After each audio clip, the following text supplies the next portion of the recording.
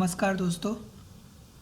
तो हमने पिछली क्लास में हम ये देख रहे थे कि बीजगणित आने के लिए आपको क्या-क्या आना चाहिए। तो यह उसका दूसरा भाग है।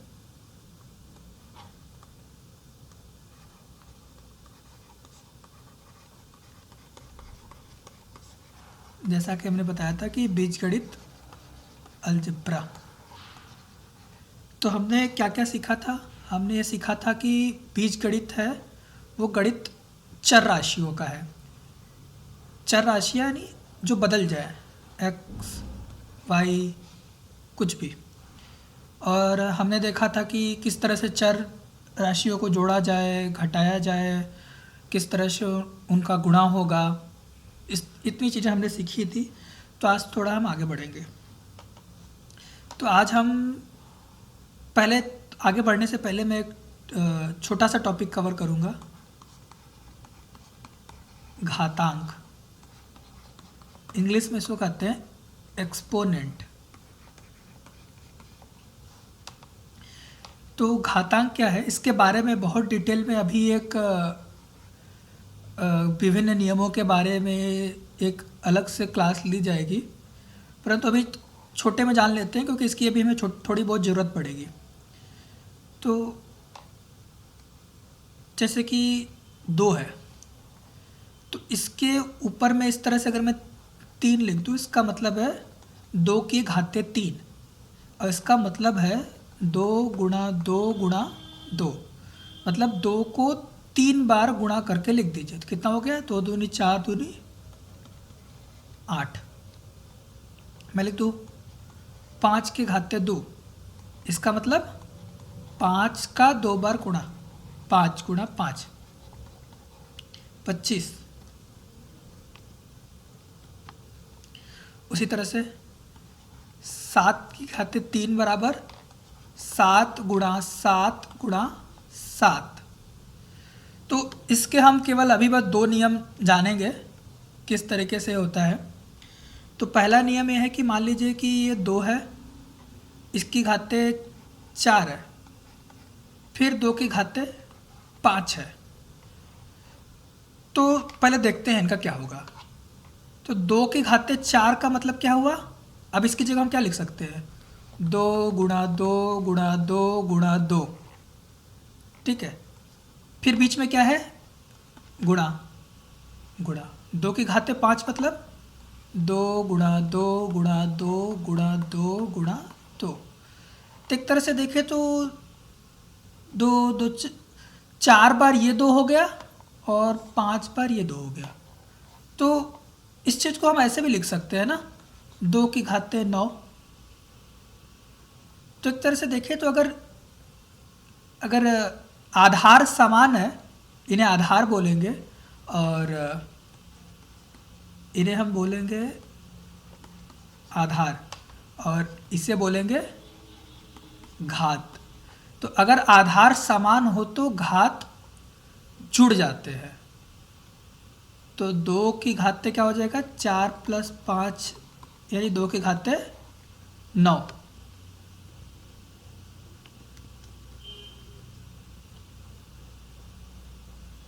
सॉरी,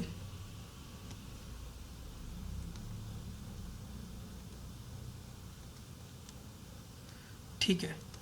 तो इस तरह से ये घातों का वो है। इस तरह से अगर अब जैसे 2 की घाते 3 और 3 के घाते 2, तो अगर इसको हम देखेंगे तो 3 बार 2 है, और 3 के घाते 2 मतलब कि 2 बार 3 है। अब ये तो अलग अलग ही रहने वाले हैं, 3 2 2 3, तो ये तो इनका कुछ होने वाला नहीं है, ऐसे ही रहेंगे ये, ठीक है। तो बस हम मुझे अभी घातांक के लिए इतना ही बताना था। घातांक अभी हम और डिटेल में बात की क्लासेस में पढ़ेंगे। अब हम आगे चलते हैं। तो हमने पिछली बार देखा था कि एक सॉरी, चर राशि का अचर से कैसे गुणा करते हैं। हमने देखा था 5 गुणा x, और इसको हमने लिखा था 5x। अब हम देखेंगे चर का चर से गुणा। अब जैसे x एक वेरिएबल है, चर है, दूसरा वेरिएबल भी मान लेते हैं सेम है। तो अभी हमने घात के नियम से पढ़ा, तो एक बार x फिर एक बार x, तो इसको हम ऐसे लिख सकते हैं x की घाते 2।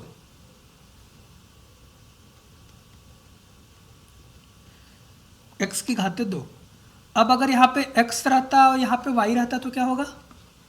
ये तो x y मैंने बताया था, गुणा को कुछ नहीं ऐसे दिखा देते x y।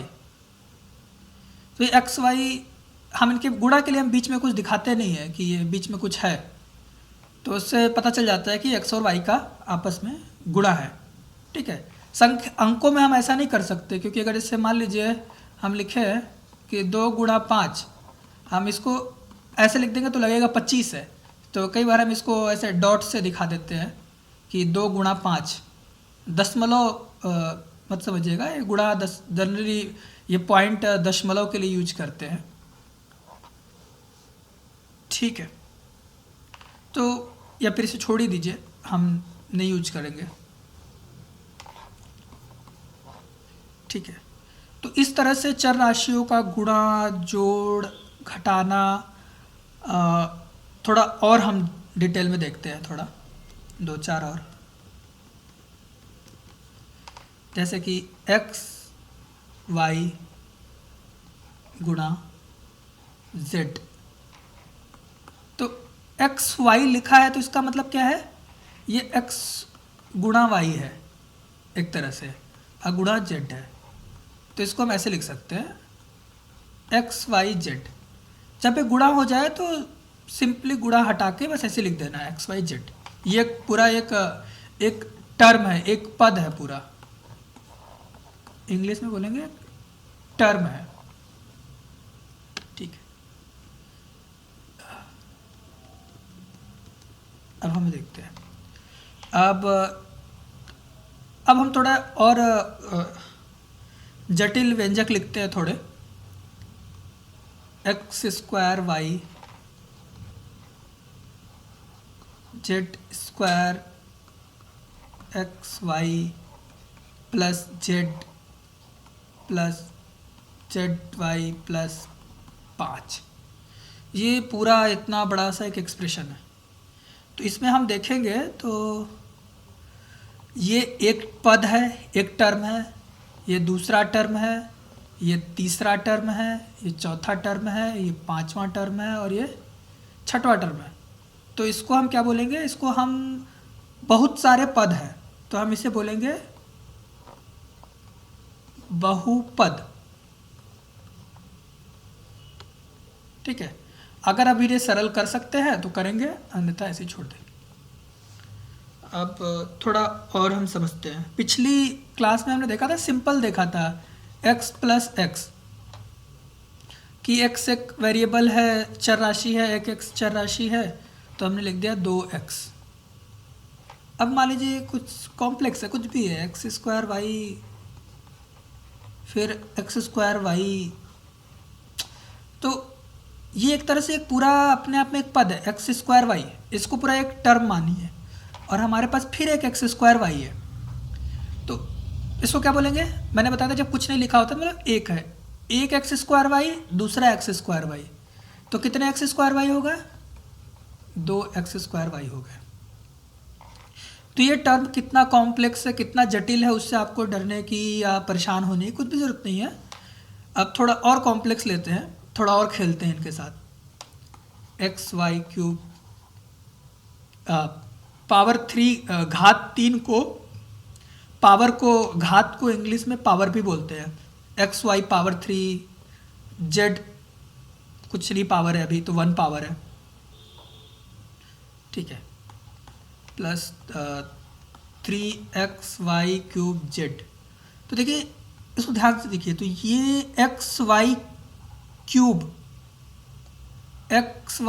क्यूब जेड, ये दोनों एकदम एक जैसे हैं देखने में। ये एक टर्म है, तो ये पूरा एक तरह से अपने आप में एक वेरिएबल है, एक चर राशि है। क्योंकि ये बदल नहीं रही, ये वैल्यू बदल जाएगी, एक्स भी वाई भी जेड भी। तो एक x y cube z, 3 x y cube z कितना हो गया, 4 एक्स वाई क्यूब जेड हो गया।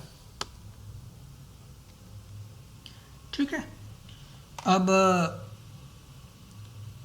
थोड़ा एक दो और ऐसे उदाहरण एग्जांपल लेते हैं। X square y square 5, x square y square minus 3 x square y square. तो मैं कहा सिंपल, ये एक हम देख सकते ना, ये पूरा एक टर्म है, सेम टर्म यहाँ भी है और सेम टर्म यहाँ भी है। तो 5 x square y square, 1 x square y square कितना हो गया, 6 एक्स स्क्वायर वाई स्क्वायर। फिर 6 एक्स स्क्वायर वाई स्क्वायर में से 3 एक्स स्क्वायर वाई स्क्वायर चला गया, कितना हो गया, इसको हम कह सकते हैं 3 एक्स स्क्वायर वाई स्क्वायर।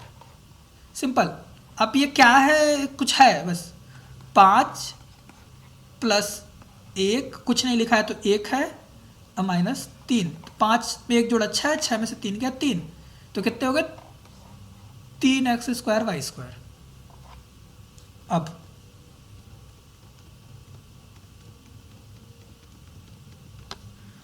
एक एग्जांपल लेते हैं, एक्स स्क्वायर वाई स्क्वायर और एक्स स्क्वायर वाई। अब थोड़ा ध्यान से देखेंगे पीछे। अब ये जो टर्म है ये अलग है और ये चीज़ अलग है, दोनों आपस में देखिए एक नहीं है। एक्स स्क्वायर वाई स्क्वायर है और ये एक्स स्क्वायर वाई है।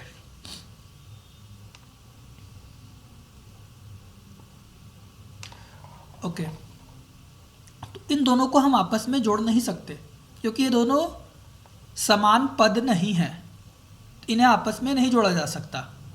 ठीक है, उसी तरह और देखते हैं। अब मैं 2-4 टर्म लिखता हूँ, x square y square, x square y, y x square, 3 x square y minus x square y square, 2 x square y, 2 y x square. तो अब हम इसमें देखेंगे कौन कौन से समान हैं और उनको हम लेबल करते हैं। तो देखते हैं, ये 1 एक्स स्क्वायर वाई स्क्वायर है, एक हम बोलेंगे नहीं, जब कुछ नहीं लिखा होता तो मतलब एक है, 1 एक्स स्क्वायर वाई स्क्वायर। अब देखते हैं ऐसा एक्स स्क्वायर वाई स्क्वायर कहाँ और है। तो देखे यहाँ तो नहीं है, एक्स स्क्वायर है बट वाई पे 2 नहीं है, यहाँ ये भी नहीं है, ये भी नहीं है, ये वाला है। ये क्या है, माइनस कुछ नहीं लिखा है तो 1। तो ये टर्म और ये टर्म यानी ये पद, सॉरी ये पद और ये पद दोनों क्या हैं, आपस में सेम है। ठीक है, और देखते हैं एक्स स्क्वायर वाई स्क्वायर कहाँ है। ये देखिए, अगर किसी पद में इधर उधर लिखा है तो कोई फर्क नहीं पड़ता। एग्जाम्पल अब हम थोड़ा और डिटेल में देखेंगे। इन दो टर्म को लेते हैं, एक्स स्क्वायर वाई और वाई एक्स स्क्वायर। तो एक्स स्क्वायर एक है और एक वाई है, इनका गुणा है, एक्स स्क्वायर है और वाई है। तो गुणा में हम जानते हैं कि मैं 3 गुणा 5 लिखूँ चाहे 5 गुणा 3 लिखूँ, दोनों बराबर मतलब है। उसी तरह से एक्स स्क्वायर कुछ नहीं होता तो बीच में गुणा होता है, तो एक्स स्क्वायर गुणा वाई लिखूँ या वाई गुणा एक्स स्क्वायर लिखूँ, तो इन दोनों को मैं एक ही तरीके से लिख सकता हूँ। मतलब ये भी एक्स स्क्वायर वाई है और ये भी एक्स स्क्वायर वाई है। ठीक है, तो ये दोनों टर्म आपस में सेम है।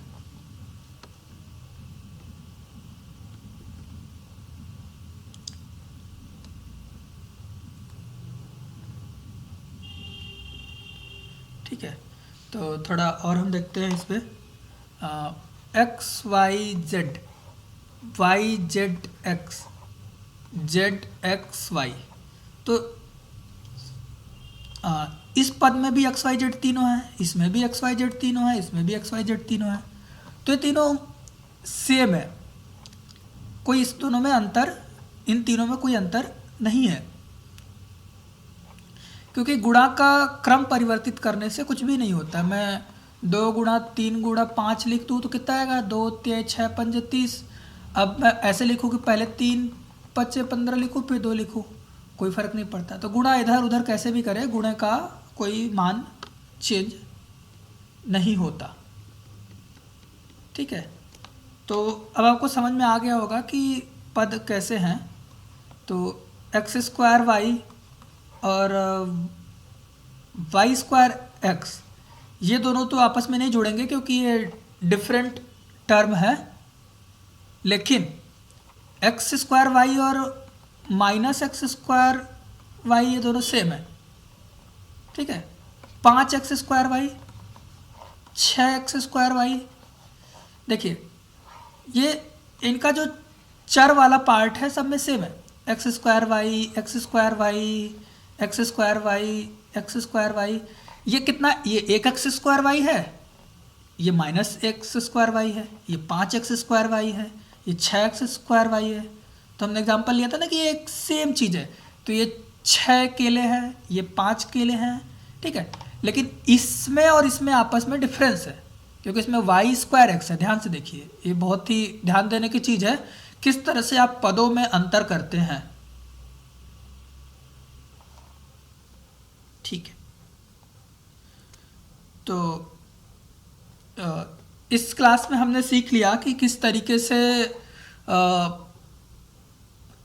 चर राशियाँ किस तरह से जोड़ी घटाई गुणा की जा सकती हैं आपस में, और किस तरह से समान पदों को समझते हैं कि ये पद समान है या असमान है। तो इस तरह से हमारे 2 क्लास पूरे हो गए, जो कि बीजगणित के लिए बहुत ज़रूरी है। अभी हमारा बीजगणित कक्षा 9 के लिए जो एक्चुअल जो कक्षा 9 में होनी चाहिए वो स्टार्ट नहीं हुई है। एक क्लास और मैं लूँगा बेसिक आपका करने के लिए, तैयार करने के लिए। उसके पश्चात फिर मैं एक्चुअल जो कक्षा 9 की बीजगणित है वो मैं स्टार्ट करूँगा। और अगर आपको कोई प्रश्न लगता है, कोई सवाल है, तो आप ज़रूर मुझसे पूछें, मैं उसका कमेंट में लिखें, मैं जवाब देने का पूरा प्रयास करूँगा सबका। तो धन्यवाद दोस्तों।